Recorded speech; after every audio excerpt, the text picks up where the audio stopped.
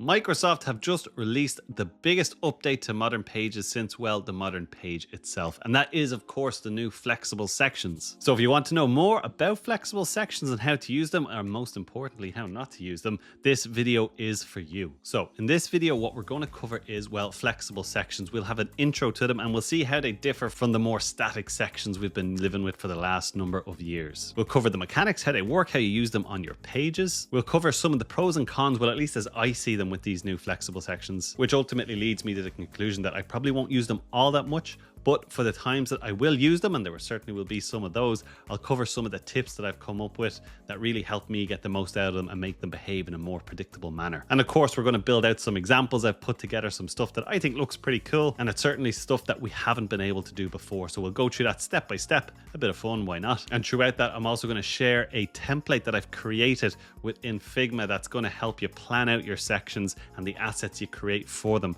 I'll also have the template linked below so you can go and take it and use it to your heart's content. So plenty to cover, so let's get into it. This video is sponsored by me and Academy 365, which is a site where I have a number of courses that will take you from zero to absolute SharePoint hero. These courses are structured to guide you step by step on how to deliver the most common internet requirements I see day in and day out. Whether you're building a new internet site or indeed need to uplift and revitalize an existing site, these courses are for you. And the best thing is you don't have to be a techie to take them, right? These courses have been carefully designed so they're accessible to anybody with any level of experience within SharePoint. We have the SharePoint Site Builder Masterclass version 2, which is an updated version of my original flagship course. This course guides you on how to create a typical internet department site step by step, jam-packed with the most common requirements I see from real-world experience. We also have the SharePoint Training and Education Platform Site course, which will show you how to create amazing educational experiences within SharePoint. Both courses are laser focused on end user experience, so you'll be able to wow your users,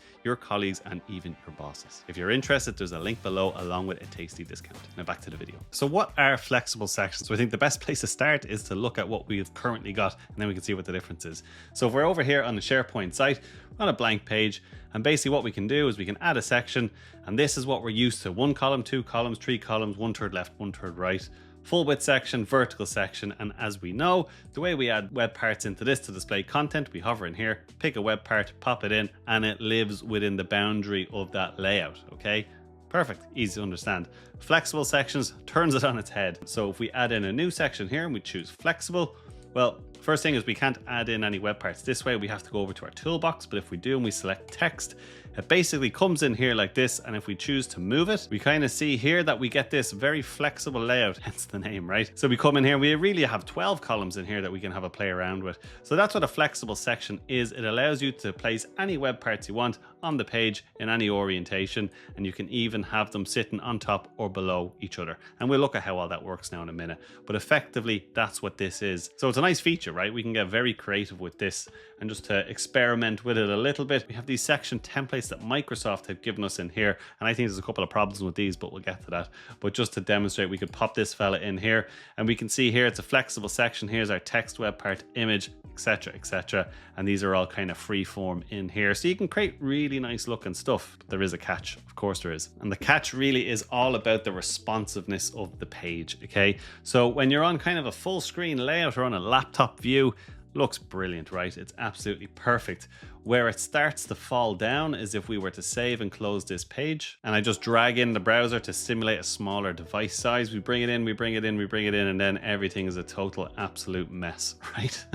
Basically, if you looked at this on your phone or something with a smaller resolution, you'd absolutely be lost. It would kind of be a bit unusable. So that for me is one of the biggest cons of this thing. Now I'm sure it's going to improve over time, I've no doubt about that, but for now it's a bit limited in that respect. Now there's still cool things we can do with it, right? And you know, if you're not too worried about people accessing this on the mobile device, you know, don't worry about it. Create cool stuff. So for me, while it's really cool and we can create some really cool and interesting layouts, and we're going to do some of that now in a minute, the responsiveness is a bit of a con for me.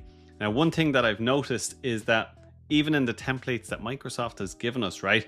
They're really pushing people to put images all over the place and come up with these quirky layouts, and they're really nice, right? But the problem for me is that every image that we've got in here, I can click the image and I get this up here. And in most cases, these images are just there to create an aesthetic. They're not meant to be click into it, have a look in a big version of it and get all the detail. So one thing that you can do, okay, is if you're going to put images on the page, and very much like we have it in here. So I'll drop this down, get rid of this fella here. So we come down here, these images, they're just there for a bit of eye candy, at least as far as I can tell. So what you might want to do is select an image if you're going to use it in the same scenario, and go to edit properties and just click this mark as decorative, right? So when I do that and I save and close the page, it means that this image is no longer clickable. People aren't going to be tempted to click it, or they'll see the mouse cursor change to the little pointy hand and start clicking away. You just mark it as decorative, it's no longer clickable. You won't have this, you know, unexpected or unwanted experience. So that's a good tip, at least for me anyway. I was very happy when I saw that there. So something to check out in that respect. So add a whistle stop, right? That's what it is. And I'm sure you've probably seen the videos on this before. I'm probably late to the party releasing my video on this, but I really wanted to play with it first before I jumped in. So what we might do is we might have a look at a page, and, you know, in through building out some examples, I'll go through some of the tips that I've come up with, and how I'm going to use this and go about it, and what I think are the safe web parts to use and the safe layouts versus some of the mad stuff. So if we come to the home page of the site, I'll show you what I put together and what we'll build together. So we come in here, and I don't even know what I was thinking when I created this. Something about yoga just sprung to mind. So this page is apparently about yoga. All right. So we can come in here. So this is all great, all created with flexible layout. So all the text is text. It's not just one banner image that we've put here. Similar with this kind of stuff in here. Lots of things we can experiment with, these cool curved kind of backgrounds, which are just total alien to what we're used to in SharePoint, right? So we'll have a look at building this, how it works, how I put it together. Some of the more safer options you can go with are things like this. So the text web part, you know, we all love it, right? But with the text, it's a way that we can basically have text and images together within the one web part, and that keeps it nice and together for when your screen does resize. So we have stuff like that. Then we can come down and we can do, you know, more nice stuff like kind of advertisements and stuff like this, where we can create images, stick them together, and it just works nicely. And again, we have the text in here, which works good. Then you can come down and do some kind of cool stuff. I was experimenting with these kind of card layouts and stuff like that. So in this case, we really have like a quarter, and then a half of the full width section is what I've got in here. And, you know, through very basic kind of creating images and stuff in Figma, and we'll go through that, I'll show you how I did it. You can have nice things where, you know, we could have a video here, we could have a nice video tag looking thing here, a button here to click and go and watch it, background, text here, all looks nice, works well together, and you could reuse this again. I think it's a really nice one. Or indeed, you could come over and do something like this. And really, because we have the flexibility of putting images and things basically anywhere we want, we can then start to introduce things like primary buttons and secondary buttons. Now, in reality, they're just images, right? But in the styling and consistency of how we'd use them across our pages, we can start to build that convention of primary and secondary, which works quite nicely. So what we'll do is we'll start with a new page and we'll build all this out from scratch. Now, I'm going to be dipping in and out of Figma. You've probably heard me rabbit on about Figma loads of times on these videos. I use it all the time. I can't recommend it enough. And the best thing, there's a free tier there, so you can do exactly what I'm doing for free. You don't have to buy the paid tiers. They come with bells and whistles that you're probably not going to need to use all that often. So we'll jump into Figma, and in Figma I have a template, like a layout, which basically mimics the layout that we have in here. So if you are creating backgrounds like this, or even trying to get a feel for how your text and stuff would look laid out before you invest your time into doing it into SharePoint, it's certainly a handy tool to have. I found it very useful, particularly when I'm trying to do stuff like this and I'm trying to get sizes right. It's been absolutely perfect for that. So let's get into the build. Right, so let's get our hands dirty here, right? So what I'm going to do is I'm going to say new, and I'm going to say page. Say blank and create page. Let's give it a name. We'll call it yoga. Stay on the same theme, right? Take that away right now. Let's just delete all this messing in here. Get away. Delete this section here. So we're starting totally from scratch, right? So what we want to do, add in a flexible section. So come up to your plus and choose flexible. So we get it in here like this. I'm just going to pull this down to give me a bit more height to play with. So if we look at what we're trying to build, we want to build this essentially, right? So where this starts really is this big background, right? And that's what I want to put in here, and then I can start layering stuff on top of it. So what I'll do is I'll come over to Figma. So in Figma here, this is basically the file that I use to create all these assets. You can kind of see them in here, but really the secret sauce on here, and like I said, this, you can download this and use it to your heart's content, is this frame in here, okay? And basically what I've done is I've set up this frame so that we have a column layout apply, just 12 columns to match the SharePoint site. And that means that I can really add in background sections and things like that and kind of position them to the size that matches in with the columns. So when we look over at SharePoint on our page here, if I just hold this here for a second, you can see here that we've got kind of wide sections, narrow, wide, narrow, wide, narrow, and that matches what we have in Figma. So in Figma, we have the wide, narrow, wide, narrow. And now for me, I'm kind of using the narrow sections as a gap in between whatever I put in here. And then the pink here is kind of the space I have to put something in. So if I said I wanted a section that's kind of this width, I'll kind of come over till it snaps to the edge of this pink in here. I leave a white space in between the next block I put in, and it just gives us a nice bit of spacing in between what we have. So anyway, that's what I have in here. This was just me experimenting with different, blocks and how I could put them into these sections. But coming down the page, we'll see here, this is the background image that I created. And you can see here, I wanted it to span the full width of the flexible section. So I essentially created a square in here. And in fact, let's just do it from scratch, right? So what I'll do is I'll just increase the height of this here. I'll bring it all the way down and then I'll zoom back in so you can see what I'm doing. All right, so all I did was I came down here and I picked a rectangle, just drew any old rectangle there for the moment. Came over here, let it snap to the edge, bring it over here, let it snap to the edge over here. And you can kind of adjust the height as you need. I'll put in the nice big roundy corners just because it looks nice. So I'll increase that to something like that. And then for the fill, all I did was I came in here and I chose a gradient fill and I set it to radial. And then you can just play around with how you want that to work. Do something like that. And then you just select your colors. And I'll pick a color in here, which is something like that. So you get the picture. You're just doing something like that basically till you get what you want. But when you have it in here, that's great. All you need to do is export that then. So I'll click export and you're exporting as your PNG. And we'll talk about this 1x in a few minutes. For now, it's fine. So I just export this, save it down, and then it's ready to upload into SharePoint. So we want to add in the background. So what we're going to do is select the section. I'm going to come up here to the toolbox. Before they added in flexible sections, I always wondered what the point of this toolbox was, but now I know. So I'm going to say add in an image, and I have the image here, but you're just going to upload the one you created. Just go to upload, select your file, and then upload. But I'll say this, and I'll say insert. Comes in like this, way too small. So I'll just select it, and I will just drag it out this way, right till it comes to the end. Perfect, comes in like that. Nicely done. And now we just start layering stuff on top of this. So we come back in here and what we have here is yoga for people who hate yoga. Super. So I'll come in here and I want another web part. So I'm just going to say text. Come in down here. Now I find this moving around and even sometimes the back to front and all that kind of stuff a bit buggy. So if you do, just unselect it, select it again, and you should be good to go to drag it. So now you can just basically drag it anywhere you want in here. I'll paste in my text. Yoga for people who hate yoga. So I'll keep my yogas pink and I'll change the color of my other text to white. If you don't have a white option here, you can always go to more colors and just bring that up to white. And there we have white. And then I'll just select this one and make it to pink. Super. And then what we might just do is increase the size of the font to something like 56, make it nice and big. And then really nice thing in these sections here is we can start to bring this out however we want it. Something like that looks good. Now what we might do is add in another text web part. So again, it comes in down here. And again, it doesn't work when I click it. So click off, click back on, bring it up here, somewhere like this. And I'll grab my text and pop it in. So the glorious Latin makes an appearance again. So I'll copy it, bring it back here, come in, paste. It's not the color I want. So what I'll do is I might actually drop this down to 16 and I might come in here and change the font color to the white. And then we can also bring that out here, something like that. So we're looking pretty good.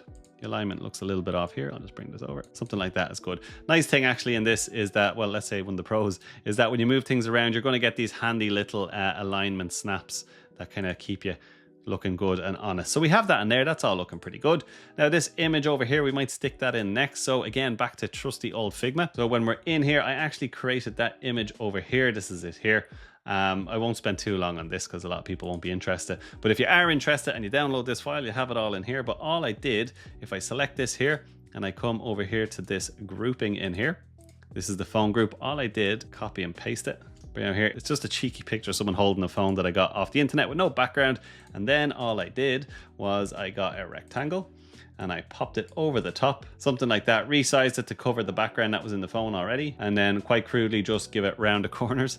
And then you can come in here and in fill, we can select that and we can say fill it with an image. And you can upload an image from your computer or you can, go on Unsplash or something like that and grab an image. But anyway, that's what you do. So if you kind of want to promote an app or something in your area, you can just do that and pop in an image of whatever you want. You know, someone might find it useful. And then all of this stuff in here, I just put a little pink rectangle over it, put in some text and made these little buttons. All straightforward enough. So we had our image. So when you get your image, all you're going to do is you're going to export it again. Come back in here. We're going to add in another image web part. So there's the image there, but again, you just upload your one. So I'll say insert. Comes in down here, but of course you don't want it there. So we're just going to drag it up somewhere like this. And then we can of course increase the size of the image. Something like that looks pretty nice. Let's bring it over a little bit here. Super. And then it's in there like that. So like you can see how, no pun intended, how flexible this really is. You can position things anywhere you want. And you know, as soon as they sort out the responsiveness of the page, this is going to be an absolute winner, a game changer for sure. But for now, we'll just deal with it as is. So the only other things we really want to put in here is if we come back in here, we have a sign up to yoga, 5K members, 700 tutorials, blah, blah, blah.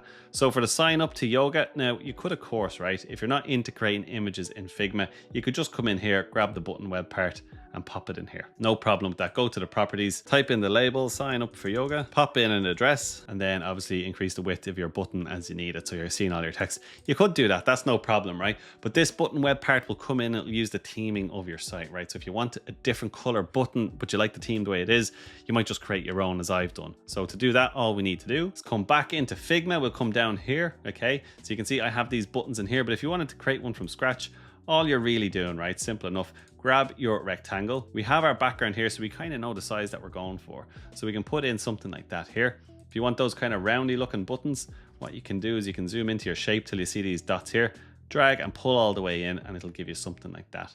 Now to give it a fill, what I kind of tend to do is I'll add a gradient fill, and in here I'll select one color and I'll make that my kind of primary color that I want the button to be. I'll come over to the other side. I'll just select the exact same color. And then what you can do is this slider here on this kind of rainbow looking thing, you can select the color and just move it ever so slightly one side. And you get a kind of a nice subtle, you know, what looks nice gradient that comes in there. So you can do that anyway. There's your button there. And then you want to put text on top of your button. So choose the text tool here, come in here and just say sign up for yoga. I know that's massive and I spelled yoga wrong, so lots of things happening there, but just select it all and pop it in here to 18. And actually that's another good thing about this template in here.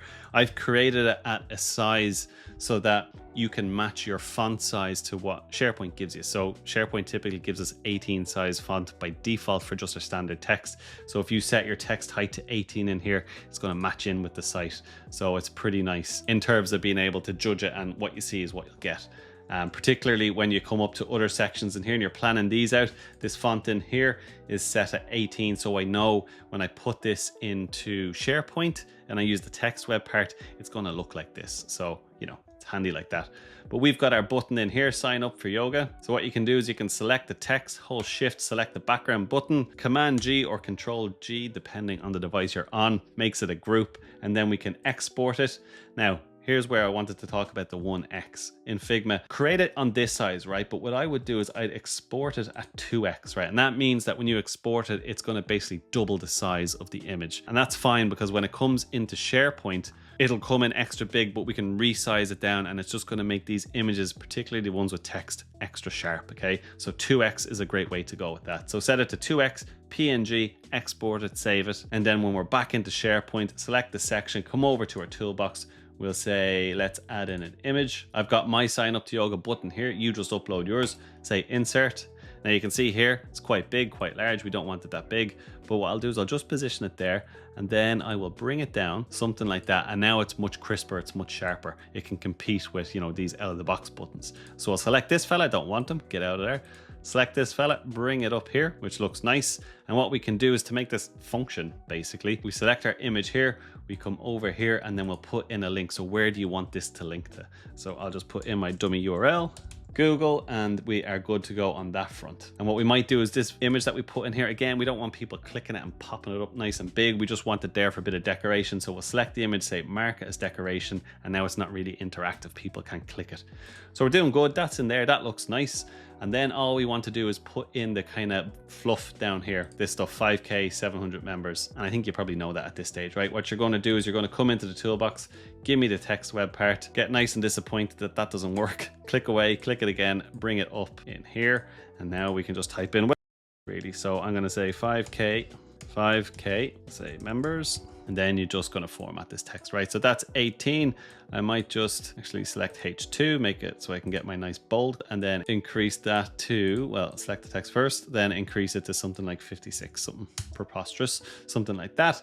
We'll make the color of that fella white, and then we can make the members piece, well, we'll just change that to something contrasty. So we'll choose this green in here, and then we can just actually change the height of it down to 20, something like that looks good. And then you have your 5K members, text box too wide, bring it over here narrow. And then what we can do is we can select it and we can duplicate it. So come down here to duplicate, select it, bring it over, get disappointed, unselect, select it, bring it over here, get your snap, and then you can say R700 tutorials.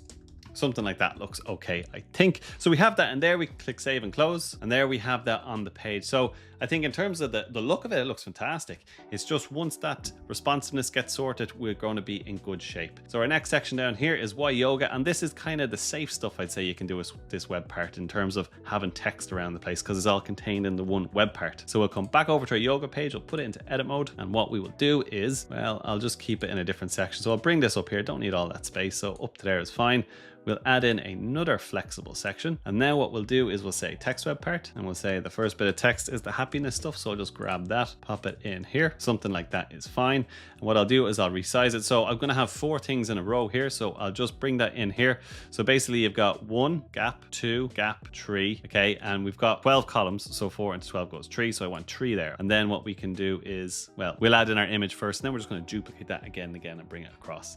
So again, back into Figma, zoom out a bit, and we can see over here I have this. So this is how I was planning to lay it out, right? So I wanted a circle, and then I wanted my text and some kind of an emoji in that. So handiest way to do that, we'll come down to a bit of blank space down here, is first what I do, I put in my text, right? Just draw a text box anywhere. What I'll actually do is I'll copy this text in here. You just want dummy text just to help you lay it out. I lost my text box, so I'll bring it back in. So text, paste in, comes in something like that. Over in the layout section here, choose this middle option. That's going to let you kind of bring this how you want it. So I want that there, and I want that there, and I know that's the way I'm going to have it. And if I copy and paste this, I know that I'd be having another one somewhere like this, and so on and so forth. So I can bring it across the screen. So we know we have something like that. And then what I'm going to do is I'm going to actually create those icons. So I'm going to choose a circle or ellipse, and I'll draw that in there. And this lets me really plan out the size that I wanted. So I might have it something like that size there, looks good. And then I can go for my circle, I can give it a fill color. So I'm going to give it my pink color in here. And a cheeky way just to get these emojis in here is I'll just hit the text web part there, and then I'll pull up my emoji picker. So Windows key and the period on a Windows machine, or on a Mac, it is Control, Command, and Spacebar brings me up this.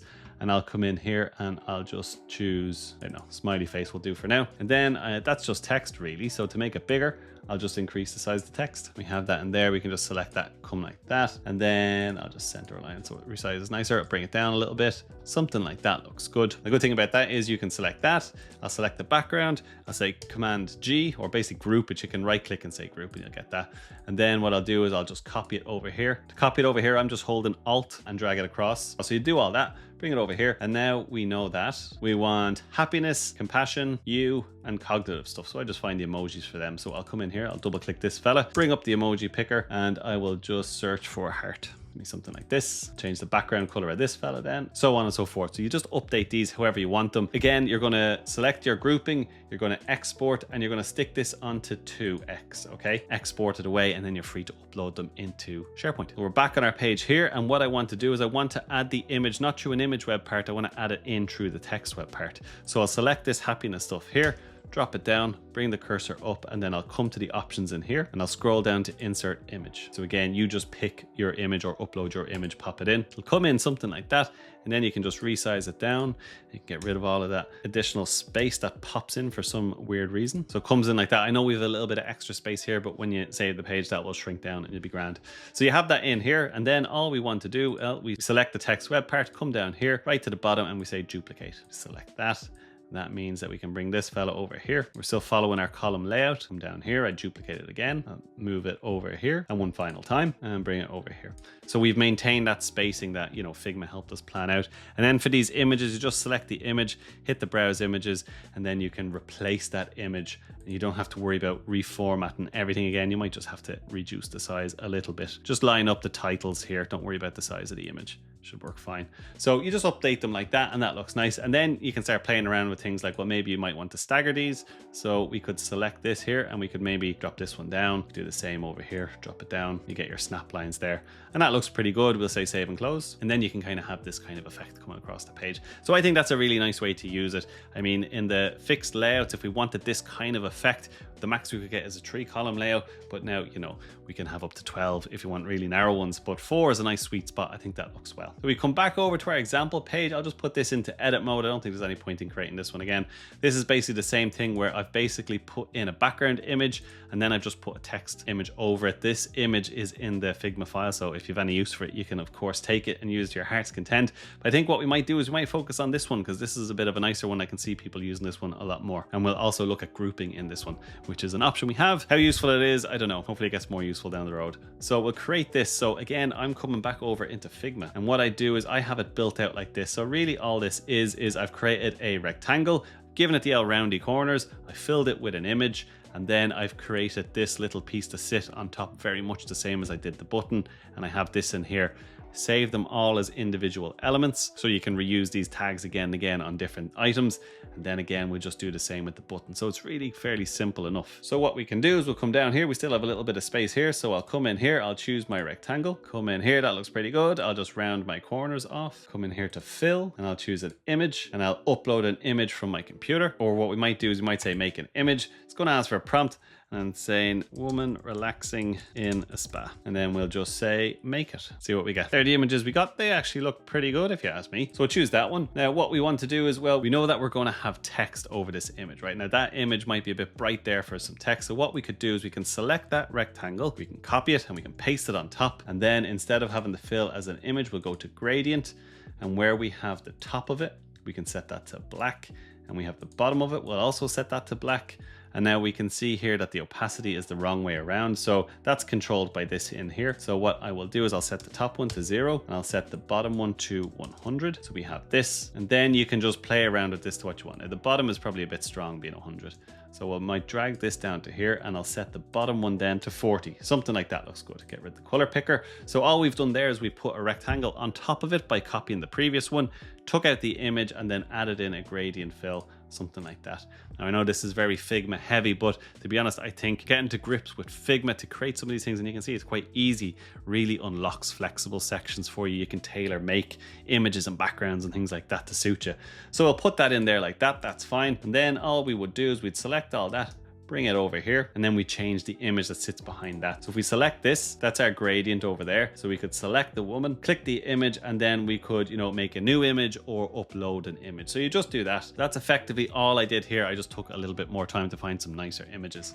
So when you have your images, you're good to go. Just export them out. You can do the old 2x trick if you want, probably nicer to get the sharper image. And then all you want to do is create these tags. And all these really are, we can come down to a bit of space here. It's a rectangle exactly as we did the button. You have the kind of relative size to the grid here, so you can match it up like that. Zoom in so I get my corners. I'll just totally round them off there. I'll do my same trick with the gradient. So for the fill, I'll choose gradient. I'll just rotate that so it's like that. And on the right hand side or the left hand side, I'll choose my pink. On the other side, I'll choose my pink again. Just ever so slightly move that so we get a nice little effect going across it. And then I'll add in my text. So my text in here can be video. So I just position that in there. Size 18, so it'll fit in nice with the site. And that's it. And then if you want one for guide or for basically anything else you want, select your text, Shift, select the background, Control G or Command G to group it, and then Alt and drag it down. And then you can come in here and you can say this is now a guide. And then for the background, we could change it just to change things up. So again, on one side, I'll choose a single color. On the other side, I'll choose the exact same color, but I will just move it slightly to the side and we get a nice gradient. Now the white on that kind of greeny color, the contrast is not great. So what I'll do is I'll select the text, I'll come over to fill, and I will just choose that color again. I based the button on, but I will just make it a lot darker, something like that, so it fits in nice.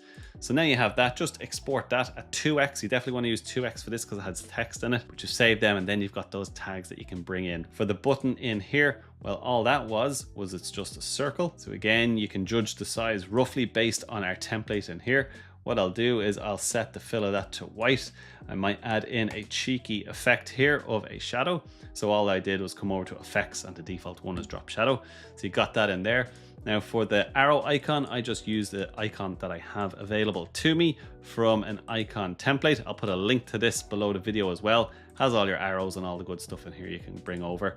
So I basically did that, brought the arrow in, bring it down here like so, and I just gave it the color obviously to match the theme, and so it was just pink. But you can use any icon you want wherever you want it, or you don't even have to use an icon, it's up to yourself. But I just thought that was a nice looking effect. So when you have that in there, select the arrow, select the background, again Command G, Control G to group it, and then export that at 2x. So then you've got kind of all the elements you need for these two things in here. Okay, we created our images, we added the gradient, so the white text that we put on top is readable. Fine, export it this one.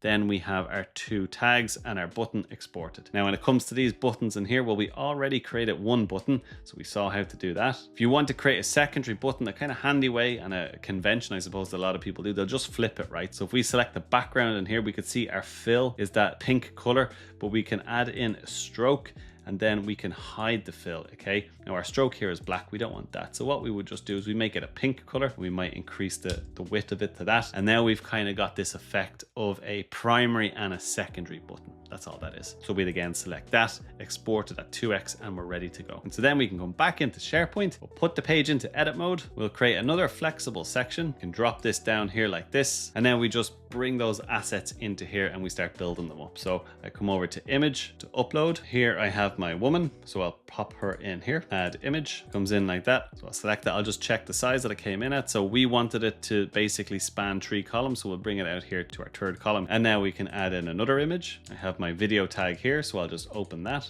and I'll say add image. So it was 2x, right? So all we do is we select it again, and then we can bring it into something that's a bit more manageable. We can bring it over here and set it on the image, which comes in like that. Now, when we have, say, 2 images or 2 web parts basically on top of each other, we can change the order. So I could select the background one, I could drop this down, and I could say bring to front, and that basically sits on top of the tag. We don't want to do that, so I'm just demonstrating. But so what I will do is I'll say send to back. And now we have it back in here. So you can change the ordering if you want to layer things up and sandwich them together. That's totally fine.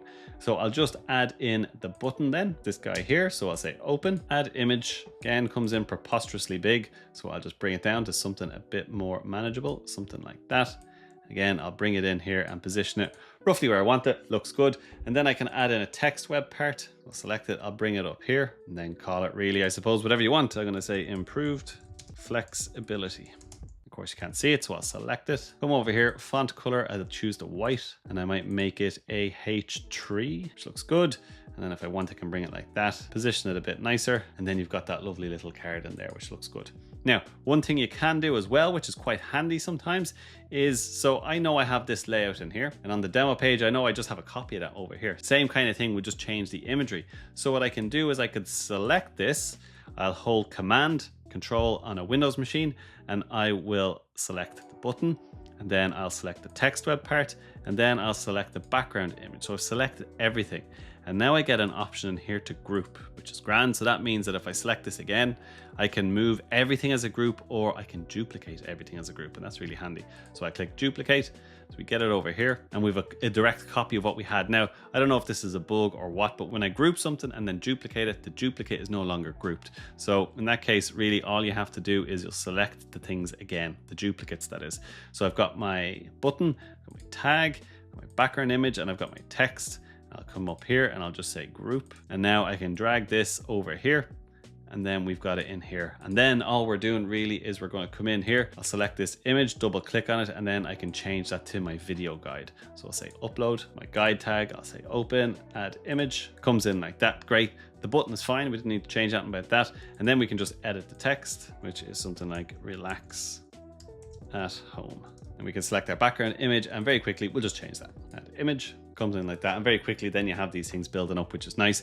And then we just do the exact same thing for this one in here. So if I'll just do is in edit mode, you can see here I just added in the background image, I added in a text web part, and then I brought in those 2 buttons that we created before.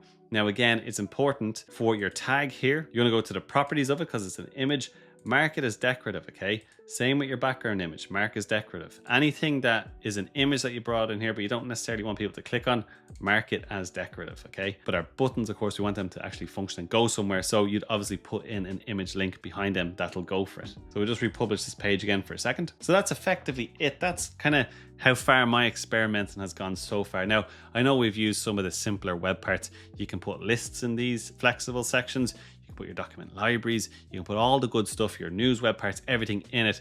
And I will definitely have a part 2 to this video where I've kind of experimented a bit more and used more functional web parts within these sections. But so far, so good. So after experimenting and going through the builds, my kind of thoughts on this in terms of pros and cons are, well, in terms of pros, I think it's a massive step in the right direction. SharePoint and Microsoft are really doing a great job in allowing us to be creative and create some really engaging pages. The flexibility that this offers is kind of off the chart in terms of what we've been used to in SharePoint. So it's a very exciting time to see what's coming down the road and how it improves. For the cons, well, I probably won't use this all that much to begin with because the responsive nature of it is just not where it needs to be, particularly with a lot of organizations wanting, you know, their intranets and the content to be available for people on the go and in their pocket. It's a little bit buggy at the moment. You have to kind of fight with it at times to make it do what you want, but I think the juice will be worth the squeeze if you stick with it. I think, you know, it's fine creating things in Figma and, you know, having all this lovely custom elements created. Hopefully I've opened the door a little bit for you on that.